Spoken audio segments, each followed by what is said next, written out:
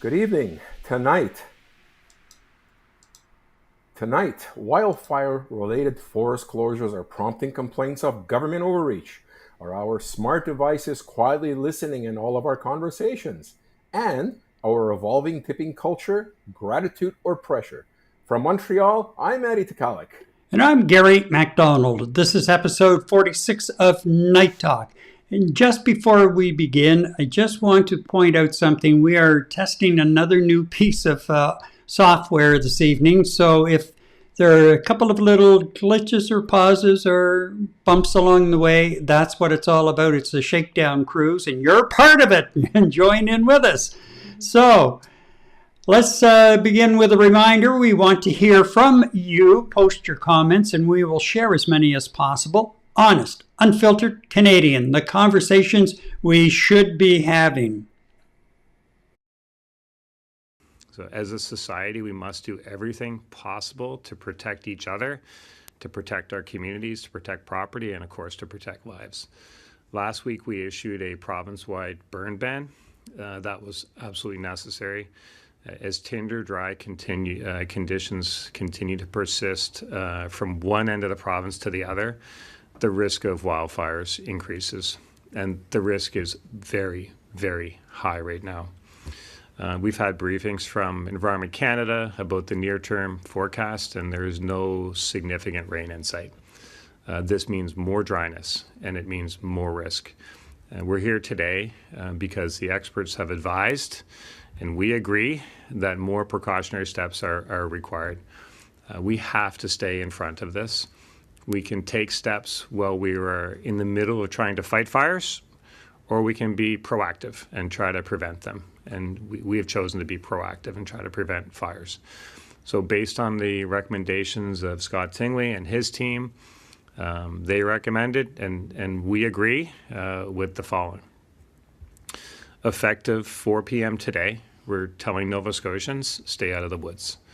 We are restricting travel and activities that really aren't necessary for most of us. Hiking, camping, fishing, and the use of vehicles in the woods are not permitted. Trail systems through woods are off limits. Camping is allowed, but only in official campgrounds. The fine for violating any of these bans is the same as the fine for the ban on burning, $25,000. And if you're a smoker, for God's sakes, be mindful of where you're butting your butt out. If you don't, and you cause a fire, we will hold you accountable.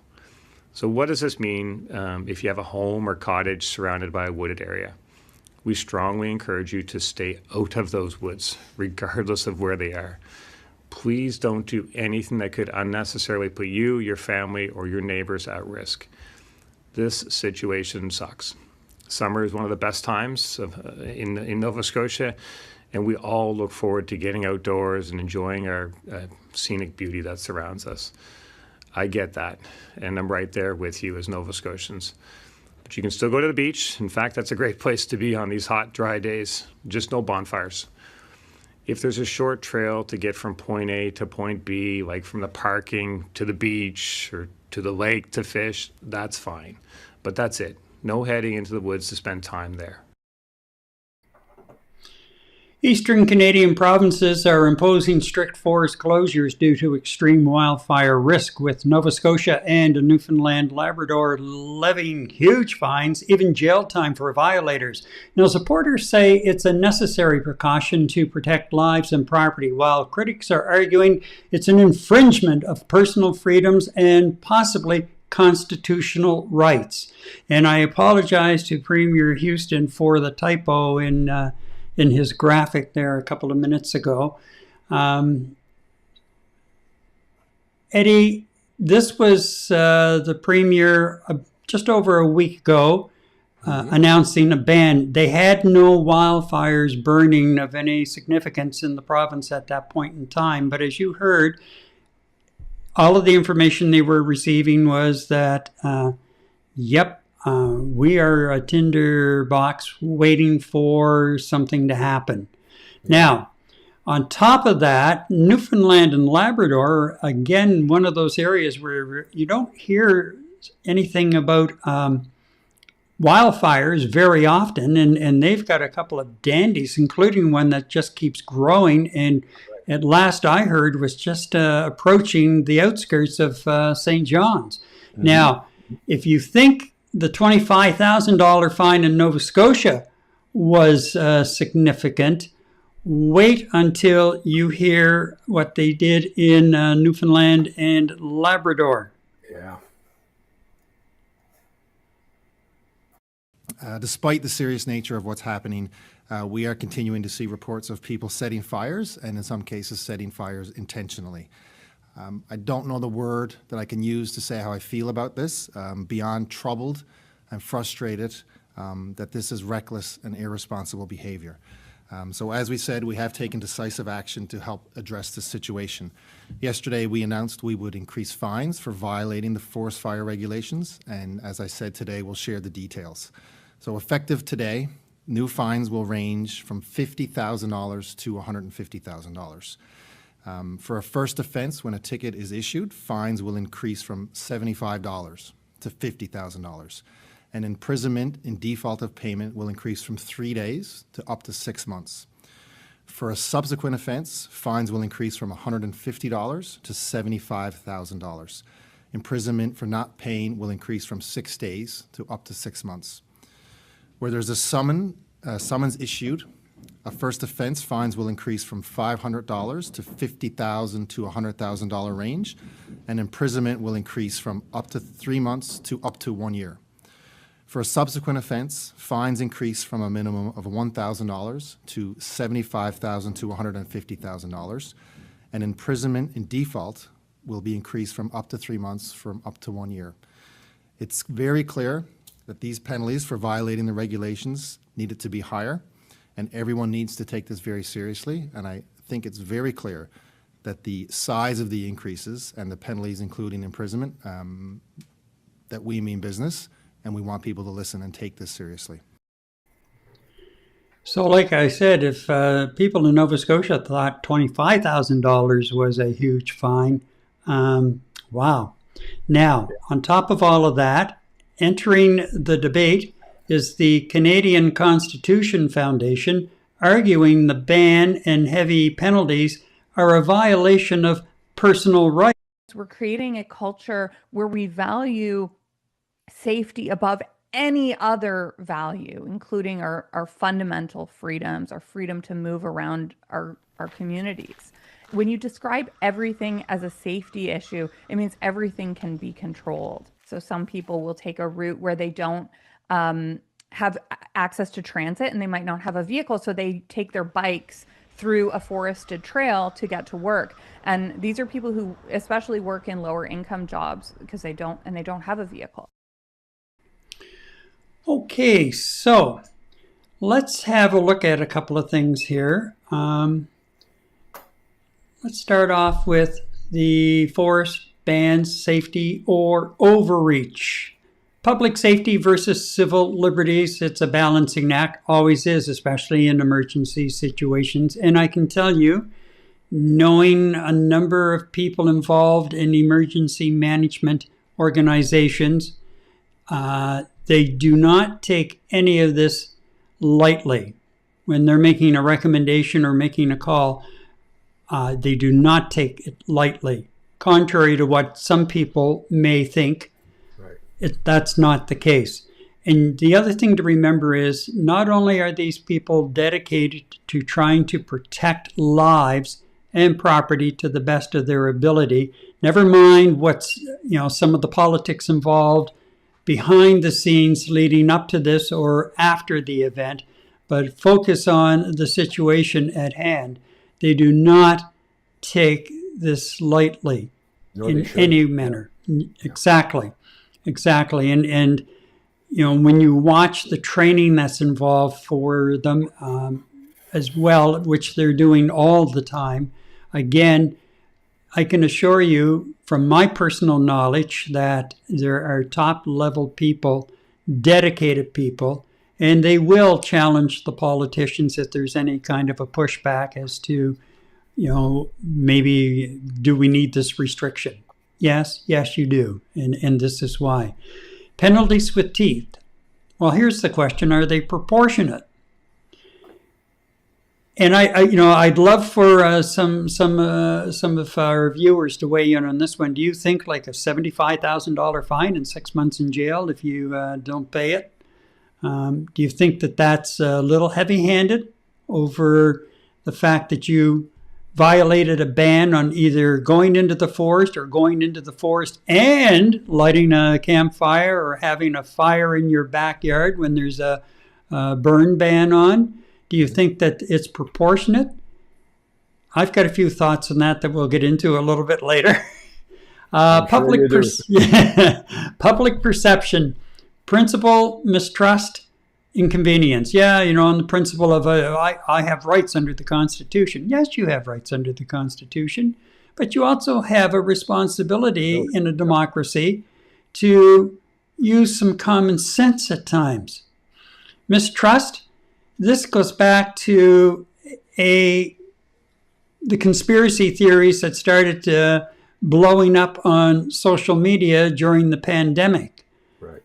And then you roll into all of the anti-vaxxers. Well, you can't do this, you can't do that. Well, you know what? Think about the people that you're endangering by not getting your vaccination or not wearing your mask because you think it's your God-given right under the Constitution. You might be a little bit surprised at some point if some of this stuff ends up at the Supreme Court of Canada. And inconvenience. More than anything else, there's a growing, and it's unfortunately a very healthy sentiment of self-entitlement in this country. And so, yes, a lot of people would say it's an inconvenience. It is until all of a sudden you have maybe an hour. They come knocking on your door, an hour to get out of your house, get out of the area, and you lose your house. Think about that for a moment. And that's a very good point. That let me go to our other shot here. Back on my right page, and let's do this and bring this up. Deborah weighs in right away with, ask anyone who has had to run for their life during a forest fire. Exactly what that feeling is like. And believe me, it's not something anyone really, really wants to experience at any point in time. Good point, Deborah. Thank you for bringing that up. Okay. So there's a couple of other things, too, that I think we can run over before I go off on a tangent. Let me go back to our other page here. And all right. So no, it's not there. Okay. Come back to here. A couple of other things. The wildfire season severity. Canada is experiencing its second worst wildfire season on record. Yeah. With an area Already. impact. Yeah. Already. Yeah. And the area impacted is over 72,000 square kilometers. That was as of last week. That's equivalent to the size of New Brunswick. That's the entire province of New Brunswick going up in flames, if you want some kind of a comparison. And that's in terms of Canada-wide right now? Yeah. Yeah, that's a lot. Yeah.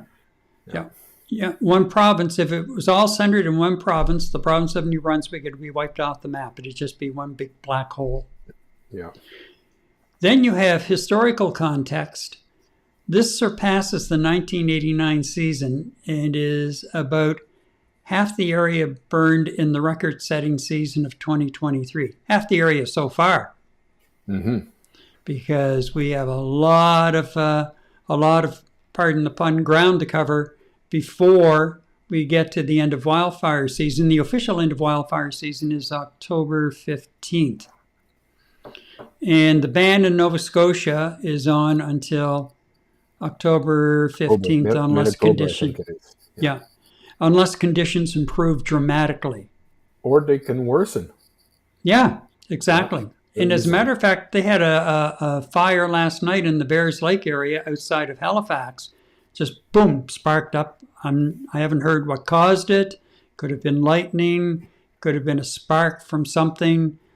Could have been a tossed cigarette butt, or it could have been a Yahoo going in and, can't stop me. It's my right, and lighting a bonfire. Because already one person has been handed a $28,000 ticket in total in Nova Scotia, and the play on it was that he's a veteran and he was handed a $28,000 ticket. And apparently he decided to go into the woods to prove a point. Mm-hmm. That he could do it and do it safely, and that there was no need to close off the woods completely. I don't get the mentality of this. And then I watched a YouTube video last night, and I went looking for it today, and it's gone. Supposedly anonymous, issuing a warning to Canadians about the wildfire bans and blah, blah, blah, blah. I wish you could have seen the comments, because I was going to bring it up not for the video itself, because it's not verified that it's actually anonymous, but for the comments. Mm-hmm. Comment after comment of people who just not thinking before they type and then hit post. Mm-hmm. Just not thinking. People, don't be so freaking selfish. Yeah, and you know what the interesting thing is as well, Gary, is these individuals you're speaking about, or they've got their cap on, or their cape that says it's my right, my constitutional rights, and so on and so forth. As you were saying, you're going to have a constable knocking on their door to evacuate within an hour if they have that much. They're the first ones to request restitution from the county, the community, or the government to help them with disaster relief when they were so critical of the decision of the government to do what they need to do to protect everybody and to protect property and the land. They're going to be the first ones crying grief that I need help from the government because my house just burnt down, and so on and so forth. And you know what? I'm always adamant about you can have it both ways. This is one of those situations where you can have it both ways. And like you were saying, think before you press that enter button or post something that makes absolutely zero sense and makes you look very foolhardy in public. And as you, Gary, that infuriates me as well to no end. $25,000 for a fine. Sometimes you really have to throw the hammer down in order for it to start to sink into people that we're not fooling around with this. And then you go over to Newfoundland and Labrador, and you heard how frustrated Premier Hogan was in having to sit down and say, we have to do this, because they had people going into the woods. They caught them. And the same in Cape Breton in Nova Scotia, the same thing. They were going into the woods after the ban was put on.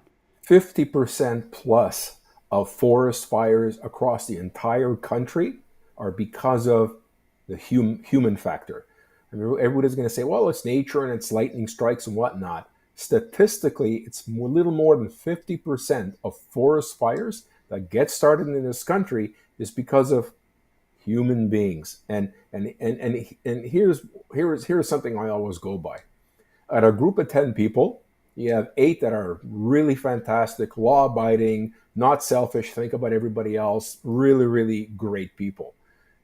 The ninth one maybe needs a little work and a little coaxing, like perhaps the threat of a fine, and maybe I won't do it. You're always going to get that one who will think, well, it can't happen to me. I'm having my kumbaya campfire here and roasting marshmallows because I'm on vacation. Can't possibly happen to me. Well, you know what, Gary? The chances are that 1 out of 10 is the one who's going to start a massive forest fire that can potentially cost hundreds and millions of dollars to the government. And at the end of the day, that is covered by the taxpayer the moron who set the fire in the first place, right? So Yep. it's always one that everybody else has to cater to make sure that things don't get worse. And you know what? Hats off to our premiers of the maritime provinces, where you know what? They're not playing politics. They're not playing politics where they're going to make a decision based on what the next election results are going to be, whether they piss off their constituents or not. They're making the best decision at this moment at a very critical point in time of the fire season, and everything is basically tender. Don't forget, Gary, much of the Ontario region and the maritime provinces, we're still recovering from some major ice storms, winter ice storms. There was a lot of stuff just laying dead, which is basically waiting for that one spark to come by and light everything up. And like I said, 50% of the time plus, it comes from somebody throwing a cigarette butt, deciding to start a campfire and sing Kumbaya or whatnot. So, you know what? Heavy-handed? No, I don't think so in this particular case. You know what? I think the rest of the population is going to realize that the government is not kidding around when that first idiot breaks the law. And they're going to leverage the full scale of the penalties of what the law permits them to do and fine them. And that's going to send a clear message to the other 10% of the people who are going to do whatever they feel like at the detriment of their neighbors and the citizens of a province. So, you know, hats off to the premiers on this one. And just to give you some context, I know you were saying that the total combined fires in Canada basically is the entire province of New Brunswick, which is huge. Just to give you an idea of the fire in the Newfoundland Labrador area, and this is a few days ago that I read this. It's about 5,000 to 6,000 hectares that are going up in smoke. Just to give you an idea of what that represents globally, this is basically the entire coastline of France between Monte Carlo and Cannes, almost the entire French Riviera that would be going up in smoke. Just to give you an idea of the size of this fire. North Bay, Ontario, all right, beautiful North Bay, Ontario. It's 5,300 hectares. That's a whole town going up in smoke. Brandon, Manitoba is 7,900 hectares. It's going to get there if they're not careful. Burlington, Vermont, Gary. Burlington, Vermont right now would be in utter smoke and fire. This is how big this fire is, ladies and gentlemen. It's nothing to sneer at. This is a huge fire. Well, we have a comment now from Monel, and she says, what infuriates me is that some of these wildfires are caused by people doing gender reveals really seriously. Yeah. Yes, indeed. Wasn't the last one in California, the big one that they had that wiped out most of Malibu? What, the Palisades? Wasn't that started by a gender reveal, I think, in California? One of them, yeah, you're right. There was a bizarre situation like that, and I somewhere there, yeah. And I was watching actually one of the tech shows that I watch, and they were talking a little bit because they had a Canadian on from British Columbia and talking a bit about the wildfires here and the smoke and everything. And as the host pointed out, he lives in California, and he says, "Well, we're not that far off from our wildfire season again, and look at last year and what happened." Right. So, right. Yeah, some of these Americans, and a couple of them that we talked about, members of the legislatures down there, writing letters, wanting us to do something about the smoke. And you bring up a good point, Eddie, about the felled trees and everything from storms and that. There's no doubt that forest management plays an important part in helping to not necessarily prevent wildfires, but not providing the fuel on the ground that they need to become massive wildfires. Right. And as you say, we've had a lot of ice storms in certain regions of the country. We've had like wind storms and hurricanes in other regions of the country that have brought down trees and that. And in the forest management has to be stepped up to clean out a lot of that material, and also to do some controlled burns in more open areas to get rid of the material as well, the fuel, if you will. And the federal government has been negligent in its role up to this point as far as good forest management in the national parks. And a prime example of that was it last year that it tore through Jasper? It was last year, I believe. Yes. Yeah, like the years are going by so quickly with some of these events. And that was part of it as far as how quickly that wildfire grew. The other part of it is, too, that I don't think a lot of people realize that these fires, when they get to a certain point, they get so large, they start generating their own weather within. Yes. And winds and that you can't really count on, you can't really predict because they're just so volatile. And they do that. And it's amazing how these fires will burn. They'll go through a neighborhood and in no time. Yeah, and they'll take out 4 or 5 houses in a row, and on each side of those 4 or 5 houses, there are other houses untouched. It's almost like kind of like a tornado, a fire tornado has gone through on a certain path. Yeah. Now, they're talking about people sleeping in the woods. In Nova Scotia. That was the Canadian Constitution Foundation spokesperson's one of the things that she brought up because of the homeless situation. Well, I think the first responders would much rather go in now during a ban and get those people out than having to go in as you have a wildfire bearing down on you. Yeah. Because then when you go into a rescue mode instead of just a search and move them out kind of thing, when you go into a rescue mode, you're getting into some very dangerous situations at that point because the fire is right there. And that just heightens the danger.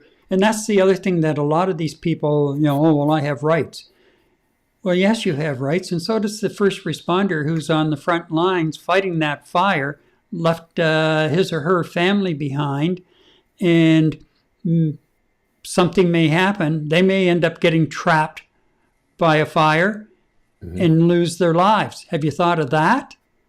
Like, it just bothers me that we have so many people that have gone down these rabbit holes of crap on the internet and social media, and they're so easily led around.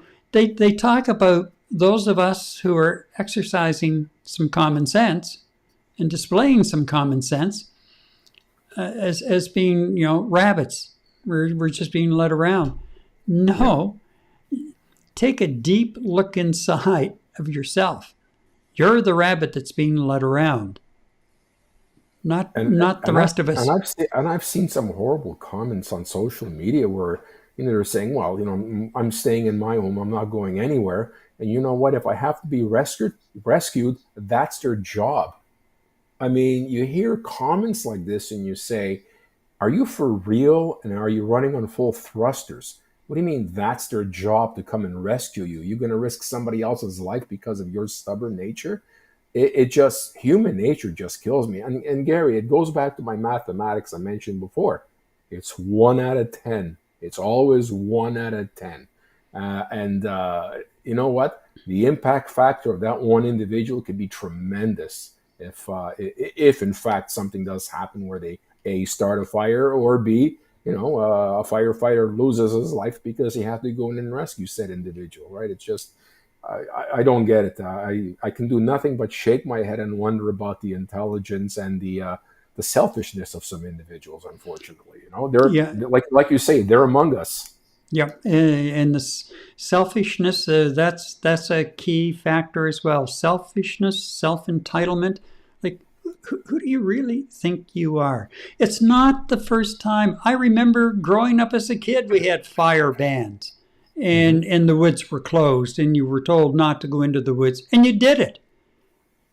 And guess what? The same as the pandemic, well, eventually, as they got everything under control and we could handle it better, things started to relax and we're back to normal now.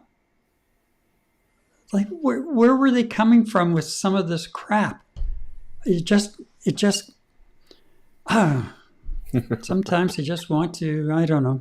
Anyway, it's a really frustrating experience. I fully agree with the Premier of Newfoundland in coming out with the fines they came out with, and I hope the hell they stick to it. If they have to fine someone and throw them in jail, then do it. Just do it. Yeah. And really set an example. Because once we're over this hump, and at the rate it's going, it may not be until October anyway, like, it'll go back to normal. I was surprised there wasn't some kind of an uproar here in Montreal the other day when they announced there was a water ban in some areas of the city, as far as like, I believe it was watering your lawns and washing your cars. It's not the first time that's happened in the last. And it won't be the last. Yeah, 50 to 80 years. It's not the first time.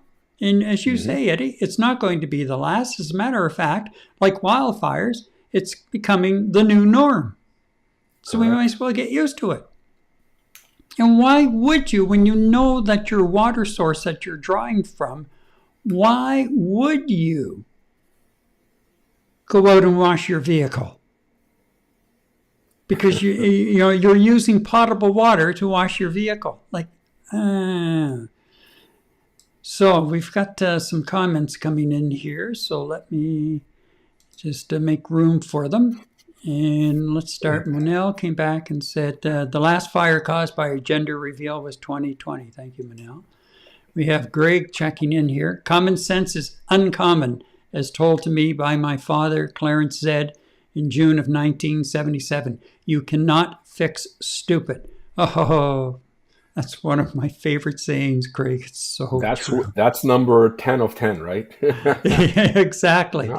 All right. And Nancy comes in with, homeless encampments are an ongoing issue, sucking the life from rescue teams. Cleaned up and new settlements started. Yes. And even within city limits, some of those encampments are problems because they're using fires and they have old propane tanks and everything, and it's a real issue. Okay, Greg comes back with 450 plus fires over the past year in fire encampments, Nancy. Wow. Yeah. That's just unbelievable. And Deborah says, I think Quebecers understand protection of the land. You know what? The last time I saw a map up of across the country, we only had 2 fires burning. That was late last week. I haven't had a chance to see an updated map yet. But yeah, only 2 fires in Quebec. I did it, like, I swung around and did a double take. What? Wow. And our firefighters are going elsewhere in the country, especially our water bombers. Okay, and Greg comes back with, Gary, you remember the days when I was mayor in Renforth? We routinely had a flag up to tell people not to use the wells. That's right, because you were just on wells. In the water table. And there was a growing concern about the water table lowering in that whole area. They had, at that time, 6 communities. They were amalgamated into 2. And there are some water systems, but there's still a lot of homes on wells out in that area. And again, the water table, concerned about the water table. And when I lived in that area, back in the early 90s. There was a contamination issue involving perchloroethylene, the dry cleaning solvent, and it hit a number of wells in the area. They ended up having to extend a water system from a neighboring town to serve those homes. It's just amazing how quickly that sort of thing spreads.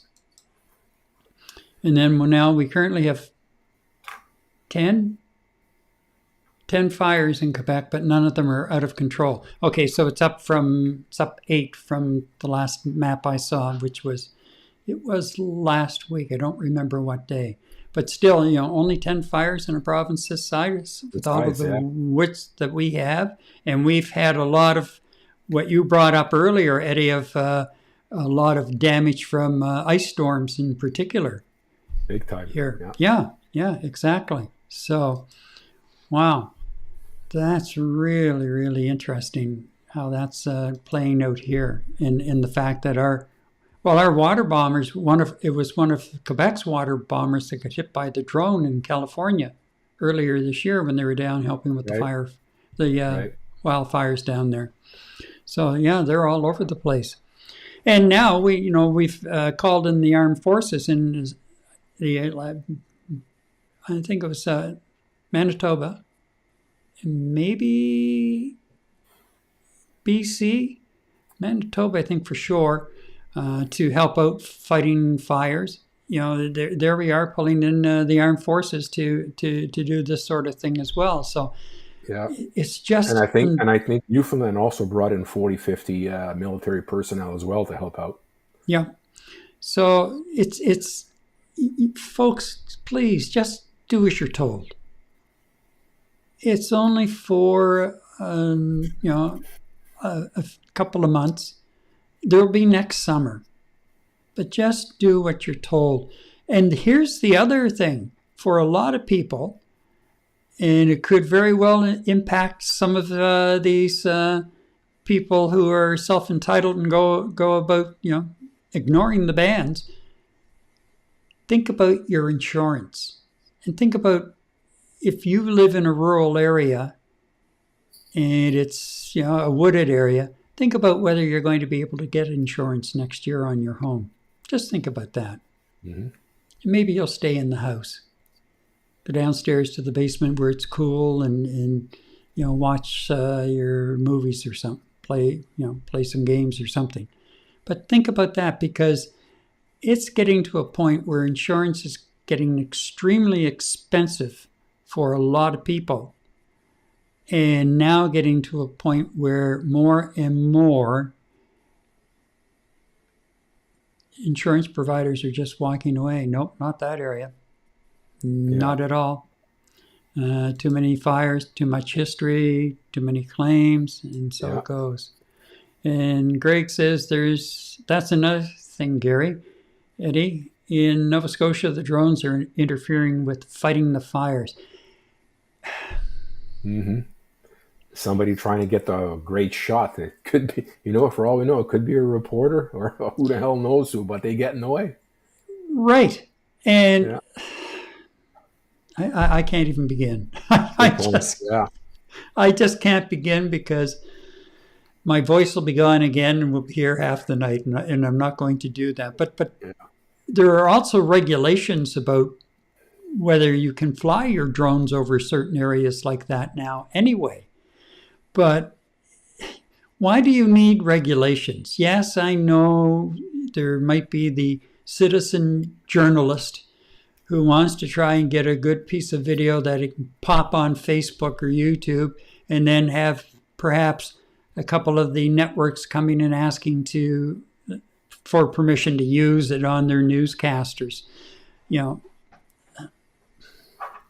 Find another way to make your mark.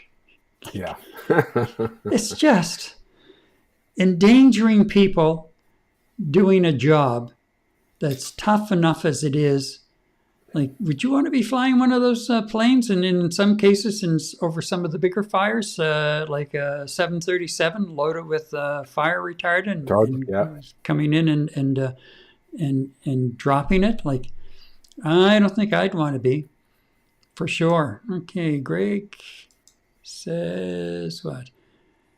This conversation makes issues with Trump almost pleasant. Them's fighting words. Greg, I would kind of lump them, those people and Trump all into the same chicken hen house. Yeah. Oh my God, this mouse is really touchy tonight. Sorry about that. All right, so I think we'll wrap up that conversation because we've got something else that's really interesting coming up. But first, before we do that, let's go here. Where'd I go? There I am. And I want to ask you a question. And that question is this. Is your internet provider letting you down with throttling at peak periods or connection dropouts? We know what that's about. Switch to eBox Fiber Internet, pure fiber to your home with plans at competitive prices. Eddie and I have both made the switch. Check the affiliate link below and use one of the promo codes for a special offer. All right, Eddie, I guess we'll move on to segment number 2, and this is going to be an interesting one for sure. Yeah, from smart speakers to smartphones to smart TVs, Gary, many believe our gadgets are listening to our every word. The truth is nuanced. Always listening microphones, wake words, and privacy trade-offs are part of the modern connected life. Let's separate the hype from reality and look at ways to protect your privacy. Now review federal privacy laws and review and discussion. Sorry about that, ladies and gentlemen. I apologize for that. Yeah. Trying out something here. So, all right, so we want to go to our screen with the privacy laws. Let's talk about the privacy laws for a moment. Federal privacy law. First of all, Personal Information Protection and Electronic Documents Act. That kind of covers the privacy law. Must obtain meaningful consent before collecting personal information. I'm not quite sure how they define meaningful. Your data collection must be limited to what is necessary for identified purposes. Yes, that sounds good in theory. Organizations must protect personal data with appropriate security safeguards. Individuals have the right to access their personal information and request corrections. And organizations must be accountable and have policies addressing privacy. So that's the long and short of it in the federal privacy law. There's also the Personal Information Protection and Electronic Document Act, PIPEDA, or PIPEDA, however you want to call it. And that's the main federal privacy law governing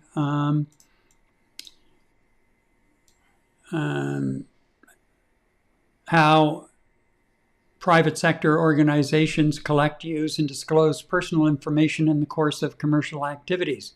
Now, smart devices collecting personal data, voice recordings, usage patterns, location, etc., fall under this privacy law. Right. Key protections under it: organizations must obtain, as we said, meaningful consent before collecting personal information, must be limited to what is necessary for identified purposes. Organizations must protect personal data with appropriate security safeguards. Individuals have the right to access their personal information and request corrections. And organizations must be accountable and have policies addressing privacy. Now, the other side of it is we do have some provincial privacy laws.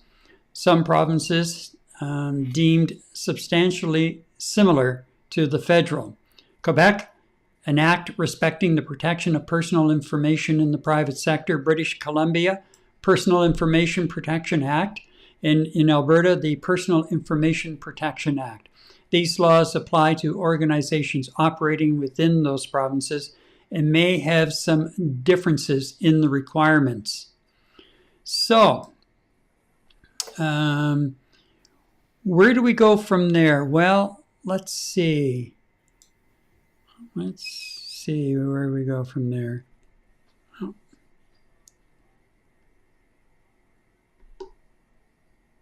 Okay, what is that? There we go. The digital charter. It's, from what I understand, under development. Stronger consent requirements, minimization of the data collected, transparency, and rights to data portability and deletion. Okay, and then we can go from there to our smart devices. Mm-hmm. Okay, they are listening. They definitely are listening for wake words, and they call it passive listening. Right. Yeah. Devices don't record everything, but they're always ready to hear commands like, hey, and okay. Data use and privacy concerns, even short snippets of conversation can be stored, analyzed, and monetized. And protect yourself. Okay, this is how you can protect yourself. By muting mics.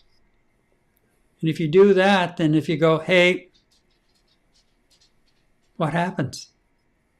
Nothing. And then you start calling it everything that you can get your tongue around. Yeah, nothing happens, but you know what? There's no guarantees that the mic is not actively listening to you still. You just don't know. Yeah. Right? That's the whole thing. Reviewing permissions. Have you ever read the end user agreement fully of anything? You mean the 5-page document you kind of zip through and click on the empty box and press next? Is that what you're talking about? That's the one. Yeah. And they're getting longer, much longer. I have managed to get through maybe the first 2 paragraphs, and that's it. I'll be the first to admit. Yeah, it's like I'm just throwing my hands up and saying, I surrender. Yeah, have your way with me. But we really should, at the very least, especially now where we have so many resources at our fingertips that we can just do a quick query. Do it and get a summary of those end user agreements. You might be surprised at what you find in them sometimes. And then adjust your settings on your smart device to reduce risk. But again, it's like you mute the microphone and you forget. Mm-hmm. The other night I put my phone on silent and I went 2 days in realizing that I was getting voicemail. I'm thinking, is my phone on the fritz? It's not ringing. Well, no wonder it's not ringing, you dummy. You had it on silent all this time. Right. So, are they a convenience? I would argue, yes, they are a convenience. Are they constantly surveilling? Absolutely. But, in fairness to the smart devices, they are constantly listening. However, here's the other side. They do serve a purpose. They really do serve a purpose. And we know that there are some things going on, and we know that despite the assurances, especially in the last few years, that there have been situations where Google employees have been monitoring all kinds of conversations and questions and demands, and so Amazon as well. So, and I think there was one involving Apple at one point too. Mm-hmm. The company that really prides itself on privacy. Right. But they were trying to train that assistant of theirs, which it's as dumb as a post, and it's not getting any smarter, despite all of the efforts. Well, Jerry, Despite all of the efforts. Well, our technologies continue to evolve, and of course, the better technology is supposed to enable the betterment of mankind, right, and make our lives easier. It all comes down to, you said privacy. How much privacy are people willing to give up for the sake of convenience and for the sake of technology evolving to make our lives better? You know what? I don't think there's any way you can place a number on that. It comes down to an individual. How much privacy is an individual willing to give up? And I think the whole issue here is the individual, in this particular case, may not be giving up anything on purpose. It's in fact being taken from them without their initial consent. Because look, I've deactivated microphone access on pretty much every app that I have on my mobile, on my cell phone. You know what? Apps are deactivated. I'm not using the phone for quite some time. I got off on social media because there was just too much going on there. And not too long ago, I'll give you an example. I mentioned a name to my wife of somebody I hadn't spoken to, and I can't tell you how long. And the name came, and name came up in conversation that she and I had. I didn't have my phone with me. I wasn't using it. My social media wasn't active, right? Next day, of course, in preparation for our show, I go through a few things, and boom, lo and behold, people you'd like to connect. And the first one was an individual I hadn't thought of in years, came up in a conversation a couple of days earlier with my wife, and there he was. So very difficult to believe that even if you turn off microphone access to the apps, or turn off the apps and make it as private and indiscreet as possible, where you don't want the microphone to be tracking you in anything, it still happens. So if I was up in arms about my privacy 100%, like, oh my God, the sky's falling, I'd be pretty pissed that was taken away from me without my direct approval, unless I missed the fine print on page 14 of that document that I put an X to, and I said it's okay for me to use it, right? The non-disclosure stuff and the agreement. But that's what we're talking about. How much privacy is an individual willing to give up for the sake of using our technology that's available to us today? And it's different to everyone. Like right now, to me, that particular incident didn't really bother me. But that's not the point, is it? Nope.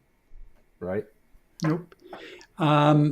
Deborah says the joke about the husband being asked by his wife why he was speaking softly in the house. He responded because Mark Zuckerberg was listening. His wife laughed, he laughed, and Alexa laughed. Yes.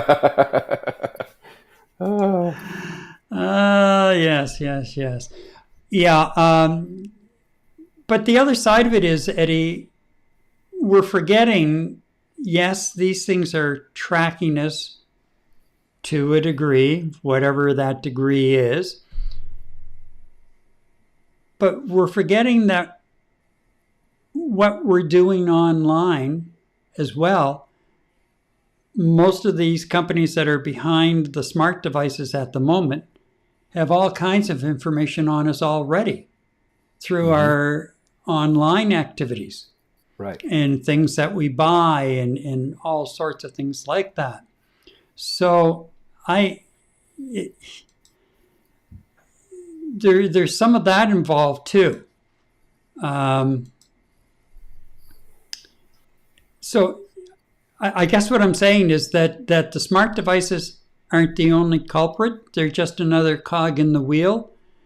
And they're attempting to build a new Canadian social media platform called Gander.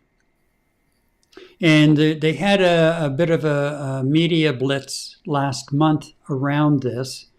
I signed up before this even happened. And I'm kind of hoping I get the email that I'm in the actual beta test, because I think they're supposed to start beta testing later this month or at some point in September. But the other side of it is, one of the things that they've partnered with another Canadian company. And what they're saying is people are starting to wake up to the fact that our health data, business data, social data, just about everything is hosted on U.S. cloud tech from Google, Amazon, and Microsoft. This means it's subject to the U.S. Cloud Act and Patriot Act, and of course, the whims of an unpredictable White House, and potentially even business interests like Palantir. This is true even if the data is physically residing in Canada. So from the get-go, we started working with ThinkOn, one of the few truly sovereign cloud providers in Canada, though more are starting to appear, to host Gander and help us support a broader sovereign distributed network. We're eager to connect with communities from coast to coast to coast to help grow the Gander network while protecting our data and democracy. We're designing a pilot to host private self-governed platforms or groups, self-governed groups on the platform, but outside the main social feed. Think Slack meets Instagram. Well, there is the other issue right there. Okay, goes just beyond the personal privacy. Is anything that we may say around the phone we believe is dormant, whether it's in casual conversation or serious debate about whatever is going on in the world, namely in the United States of America, will what I'm saying or what other people are saying around me be used for reasons, from a security perspective in the United States, for vile reasons, for who knows what, and use that information against you if you're traveling to that country? I don't know. Can those conversations be used for sinister reasons? I know people in the legal profession. They've got smart devices all about them. Is what they're saying in dialogue, in meetings, in discussions with customers, is that being listened to? Is that being recorded somewhere? Is it being used for sinister reasons? I mean, the list can go on and on and on. Aside from just private, casual conversation at a bar or having over a beer, a conversation about politics. Now you're delving into lawyers. You're delving into politicians, municipal. It can be that low. How much of your conversation is being listened to without your knowledge? That's what scares me the most, is a sinister element of the information that's being captured in these conversations, which are not supposed to be recorded in the first place, right? That's the scary part about it. Mm-hmm. And more now, a lot of companies are building boardrooms that are completely soundproof, and you don't take any devices into that boardroom with you. Or electronic jamming within that room too. Yeah, right. They have to. They haven't got a choice. So that there's another area that the road that we're going down with this.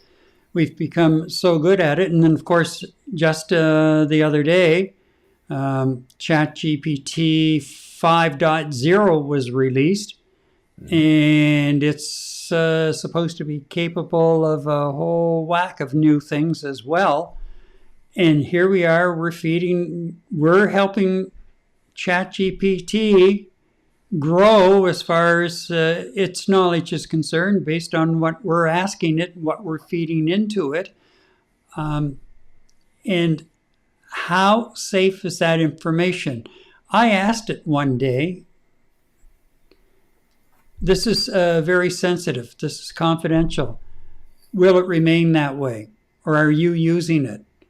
And it came back, and it was just something I made up, but I just wanted to see what kind of an answer I would receive. And it came back, and it's everything remains within our circle, confidential. Uh-huh. I'd like to believe that, but I don't. I really, really don't. So, now we're feeding images into it for various reasons. And now you can, and Google's video production side of AI is really jumping out in front big time. And we've talked about this before, but right.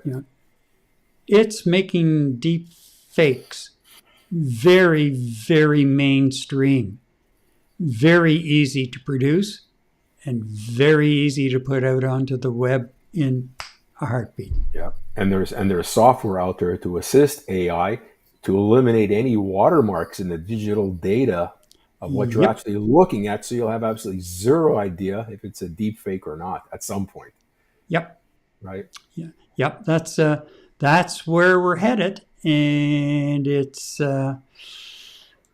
I mean, it's already happening. You've got those commercials, and the CBC has a disclaimer on its website now because they're using CBC material, Right. and it's like the Prime Minister on talking about this great investment opportunity he has for you, and the lip sync and everything is just amazing, Yeah.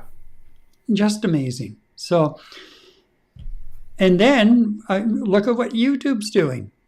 YouTube is auto dubbing videos now in 13 different languages. Like our everything we're doing now, since last week, I think it became available to us. Right. Every time we post a video or like one of our on-demand videos, it's now being dubbed over in 13 languages. And, that opens up a whole new world of viewers for content creators, for sure. Right. And I mean, I watched two. I watched one in French, like said France in French, and then German. And I mean, I had no idea how accurate the translation was. But did it look authentic? And it said it's still in beta, so it's not necessarily going to sound like your voice, and it didn't. Right. But even if it doesn't, still just the fact that that's available now, and it's just It's happening. only going to get better. Yeah, because I said, we'll opt in on this and see where it goes. I find this really intriguing, and who knows, I know we're getting hits now from different countries, which before we were mainly confined to Canada and the US, but more and more there are some other countries popping in. Not a lot, but they're starting to show up. So, but this is where we're going. Yeah. And we're not going to have a whole lot of privacy anymore. The only way you're going to have privacy is to build yourself a room or a house with the electronic jamming and cement walls that are 10 feet thick, and maybe put it underground, right? Yeah. And away you go. You might be okay, but beyond that, it doesn't matter. Like you could be walking by someplace and they could be monitoring sounds on the street for whatever the reason, and part of your conversation is picked up. Well, you might turn off your cell phone. You know what? I'm turning my cell phone off. I want to be as protected as possible. And if you happen to have a smart television in front of you that's got speaker capability, well, so much for your privacy. So, like you're saying, Gary, what are you supposed to do? Just shut every electronic device around you, collect cell phones at the door when your friends come in, and I don't know, put them someplace where you can't be heard. Yeah, so in a lead case. In a lead case. So it's just unfortunate that a lot of our privacy is disappearing as we evolve with the technology and as we embrace it personally. So, the best that we can do is exactly what I've been doing. It's just, not allowing my microphone access to my apps, and I shut off the apps when I'm not using them. But I still know I'm not 100% safe. So, just learn to live with it. Be cautious, maybe what you're saying around your phone. I don't know. I certainly can't do that, so I'm already in trouble. Yeah, that makes Two of That us. makes two of us, yeah. And on the other side, like it's amazing what ChatGPT is coming up with, because I've been using that for a few things and just experimenting with it. And it came back with a response one day, and I'm thinking, like, where did you get that? And oh, you mentioned it in passing 6 conversations ago, and I thought it'd be a good way of tying it in and make you feel at home. Wow. What? And that was before 5.0. So Right, there you right. go. All right, I guess we'll wrap this part of it up and get into another part, which is kind of an invasion of privacy in some respects too. But Yeah. first, let me just flip over here. Gary, we don't hear you. I managed to, sorry, There we go. Hear you now. managed to mute my mic somehow. Okay, so Eddie and I appreciate the support you have been showing by viewing and commenting on our videos and our live streams. We enjoy what we do, and we want to provide a venue for people to express their opinions. So if you want to help us, you can buy us a coffee. Any level of support will be appreciated. All you have to do is just scan the QR code on the side of the picture here, or there's a link down below in the description.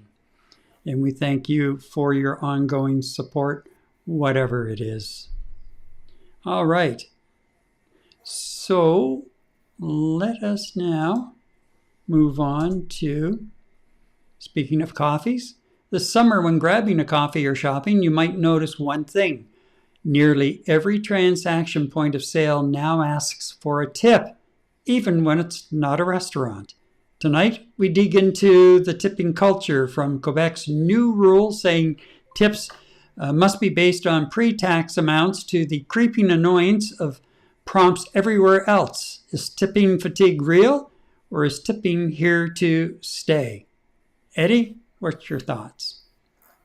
Well, you know what? I can speak from a personal perspective. I mean, COVID changed a lot in terms of tipping habits, what merchants are doing to entice people to pay tips and whatnot.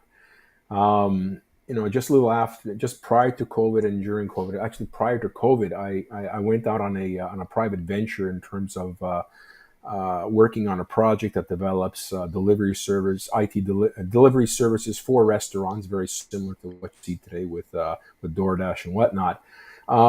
And you know what? To actually experience what our delivery people had to go through, I worked as a delivery person for 2 months, just from an investigative perspective, to understand the nuances, the trials and tribulations of delivery of food from restaurants. And that experience actually changed my tipping habits, more to the degree of feeling sorry for those delivery people. I do a delivery of $100 and somebody gave me a loonie. Well, that didn't really make me feel that appreciated, and I had that happen a lot to me. Believe it or not, Gary, there are a lot of people out there that are very inconsiderate when it comes to tipping some of these drivers, for example. So as a result of that sour experience, nowadays when I tip someone that actually delivers something, I'll be more generous and just reflect back to my poor experiences with that. But then by the same token, Gary, I mean, you and I regularly go have coffee with our wives, and what we'll go up and immediately, the person who's serving you coffee in the first place, when you're being presented with your payment terminal, it's already telling you, oh, press 15% or 18% or 20% or choose other. Now, sometimes I want to choose other, but then there's a lineup of 20 people behind me, and do I want to hold these people up while they're looking over my shoulder as to what the holdup is? Because there's a little bit of an activity that goes on when you have to enter your own figure in. So you'll just, type in 15%, 18% and just be on with it. And it's almost to a point right now that you're almost pressured everywhere you go to provide a tip. Hats off to the organizations and merchants that actually have a button option that basically says no tip. immediately, as opposed to having to go to three or four screens to basically say no tip, and that does happen. No, I don't know. I think right now, Gary, it's really going crazy. A lot of establishments are using tips to justify paying employees lower salaries because they're tip dependent, which is insane. And it's more of a North American thing than anything else. I mean, you go to Europe, people are paid living wages and don't really have to rely on tips to survive. Whereas here in North America, restaurants will keep their prices low, but then expect us to backfill their employees' pay through tips. From a restaurant perspective, it's always been traditional to tip here in North America. I mean, you have that everywhere. I mean, tips typically range between 12 and 15%. Nowadays, when they present the pin pad in front of you, it's 18 to 20%. They don't even give you a 15% option anymore. Nope. I don't like that. I want to be able to tip based on the quality of service I'm getting here. And they don't really freely give me that option as me to liberally use that option as like I did before. It's like it's already pre-calculated for you. Here you go. And then you have the waiter standing there waiting for you to enter something. So there's almost no privacy when you're actually trying to pay for something. That's on the restaurant side. My pet peeve, you know what? When I go to a grocery store and on the payment terminal during checkout, it asks me to provide a tip. Are you freaking kidding me? I've actually been to hardware stores, little family-owned hardware stores. You're checking out and they're asking you for a tip? Gary, this is getting a little insane. I understand in the services and restaurant industry, but when you're going out to any retail store and everyone is asking for a tip, you go to a baker, they're asking for a tip. I mean, it's just nonstop everywhere. And yes, you can say no, but it takes you 2 or 3 steps to say no in some cases. And that's what I don't like. It's almost like you're pressured into leaving a tip to subsidize a merchant's employees' wages because they're paying them minimum wage, or I certainly hope not below minimum wage, but it's whatever they're getting is not a livable wage, so they're dependent on tips. And I don't know, man. It's really gotten out of hand. It really has. It has, and I'll tell you something, Eddie. A couple of things. First of all, there are some owners who will actually take a percentage of the tips from the frontline people, which I just find that totally wrong on so many levels. You slime ball to do that. Second, though, it has become an issue for me because, I worked retail. And I worked, one of my first part-time jobs was scooping ice cream at an ice cream store, ice cream and candy store. I can count on one hand, and actually at least 3 times where somebody offered me a tip. And I was so shocked, I would just say, no, that's fine. Thank you very much. But that's not necessary. And one person was really insistent. So finally I just said, okay, and thanked them. But, you go into some stores, even if it is a coffee shop, and you ask, you're just running in and you're picking up maybe a can of bubbly water. Yeah. Or a bubbly water, a bottle of bubbly water and a cookie. Yeah. You're actually going and getting the bubbly water yourself out of the cooler. Mm-hmm. And the person behind the counter just has to take the tongs, lift the bag or the cookie and either hand it to you if you want it right away or put it in a small bag. And that's it. Puts the terminal in front of you with the amount, and you've got 4 or 5 levels of tips. Like you say, most of them now starting at 20%. Yeah. What am I tipping for at that stage? What about at convenience stores? I mean, we've seen these at convenience stores. Yeah, exactly. I tip when I feel that the person, especially like in a service industry, has gone out of their way, you know, because I've had a large order, whatever, and they've gone out of their way to make me, in my experience, feel special. Right. They deserve a tip. They're hustling and they're, you know, working with you and they're working to make you feel really, really good. So yes, I don't mind tipping there. But I'm not just going to walk into the average place now, whether, you know, like I'm not tipping at a grocery store. Geez, half the time I have to end up packing my own groceries anyway. Exactly. Why would I tip? It's not the person's fault who's working there that they don't give them a packer.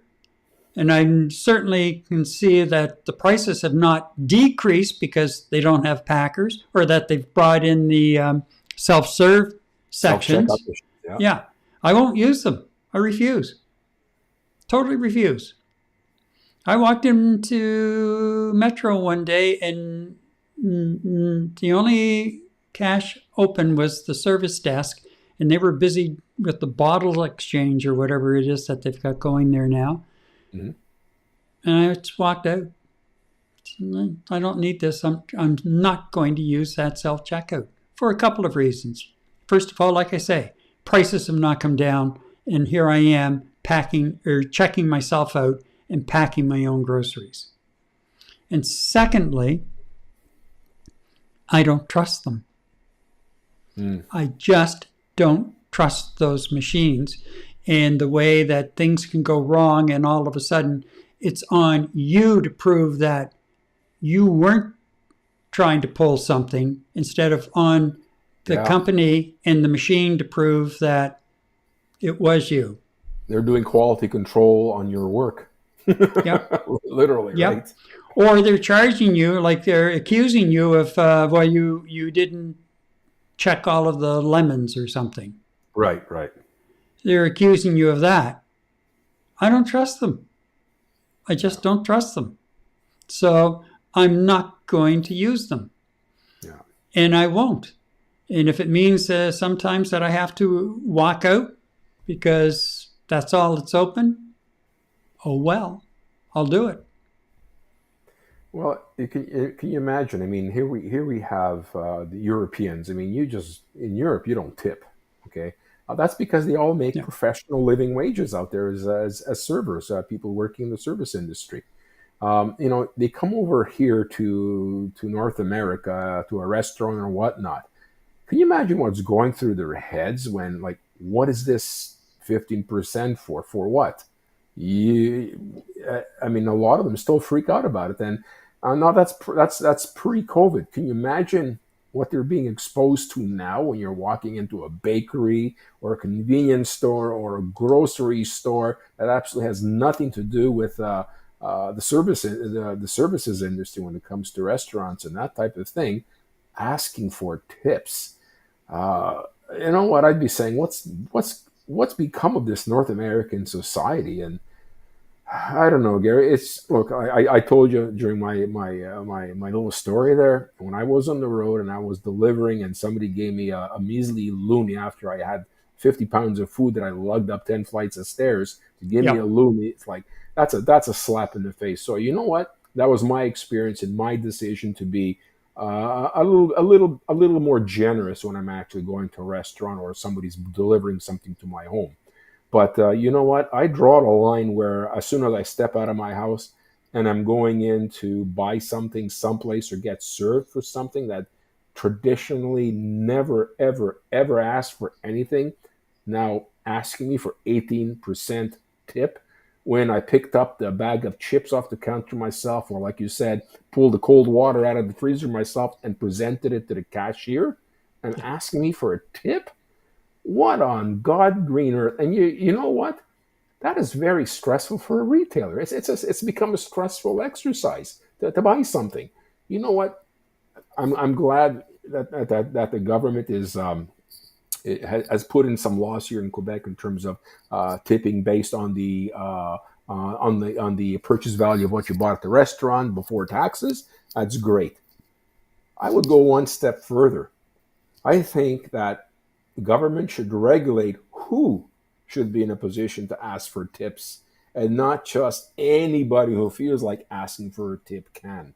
I think there should be some sort of controls, because it's getting out of hand, Gary. It's crazy. It's gone totally Really getting crazy. out of And I'm, yeah, like, you know what? I'm just at a point where I'm getting my ass up in the air now more and more, and really becoming very, very selective in Yeah. who I tip and how much, because it has gone over. It has gone from gratitude to pressure. No Yeah. doubt in my mind at all. Gary, And Deborah brings up another. the parking meter apps at some point are going to ask us for tips when we pay for parking. Yeah, no kidding. You know? Yeah, exactly. And Deborah brings up another point: stores that ask you for donations so they can get the write-off. Oh yeah. And another one. some of their terminals the same way. Like, do you want to donate whatever? No, I don't. When I donate on my own privately. So, like, anybody knocking on the door or anything else, no, don't come a knocking, because it's not going to be successful. I have organizations I will support, but I do it on my terms Yeah. and on my time. And I won't be pressured. Like Loblaws at the superstores used to let minor hockey league teams and other minor baseball and everything like that, or other teams come in, and they'd be packing your groceries, which was usually a horror show, because it took them twice as long to get them bagged. And by the time you got home, the bread was crushed, the eggs were cracked, the whole shooting match. Yeah. And they were looking for money. Like, really? Come on. Loblaws gets off with not having to pay packers for the 3 days that they've got these people in. Kids, yeah.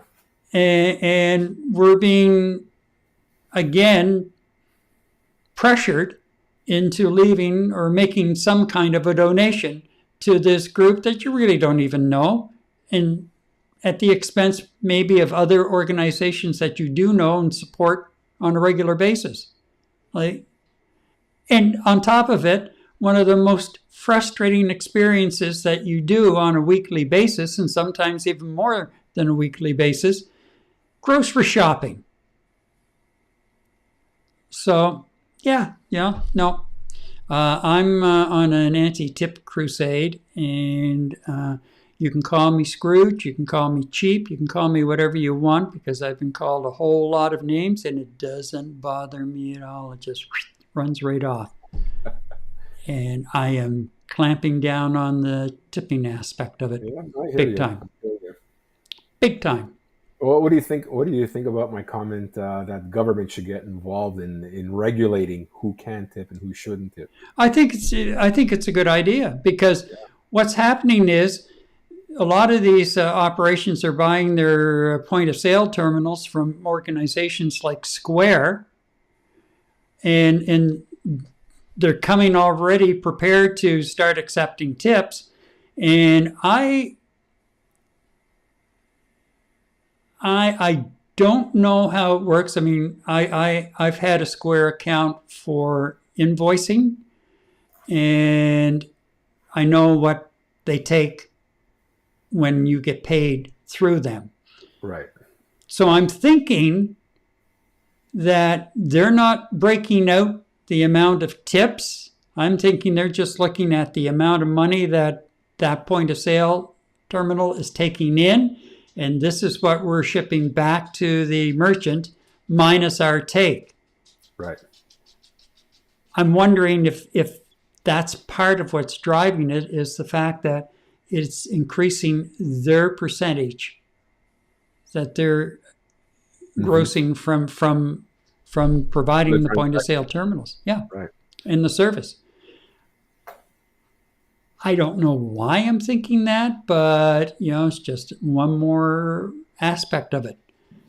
And if that's the case, that makes it even more a more solid case to argue to get government involved to regulate these kinds of terminals and what they're asking for. Seriously, and cut down on the unscrupulous owners who are out there, and when their people do get tips, they're taking a percentage of their tips. Like, really? Yeah. I'm gobsmacked by that one. Just Well, gobsmacked. and you hear some comments from restaurateurs and saying, well, you know what, we take the tips that's given by our patrons to our servers or whatnot up front, and we're taking the tips and distributing them amongst the entire staff. You know what? I don't think that the cook is making minimum wage in the back, first of all. Okay, so don't give me this malarkey about distributing the tips amongst everybody in the establishment to back, and when you're in fact trying to use the tips made at the front line to offset the salaries that you're not paying in the back on the order line in the back. It's just wrong. I mean, look, I'd like to think that the cooks and the support staff are paid well enough and actually have a living wage, and that the server staff, if in fact you are not paying them living wage, that if I'm giving somebody a tip for good service and decent service, okay, that the least that can happen is that these individuals keep that money. And you know what, Gary? There has been a few occasions where I will not give a tip on the point of sale device to the waiter. I'll pay exactly how much I paid for the meal, and then I'll have the waiter bend over and said, "I really enjoyed your service. Thank you very much." I'll take a $10 bill or $15, whatever the 15%, 18% is, and I'll say, "Here, this is for you. Make sure you put it in your pocket."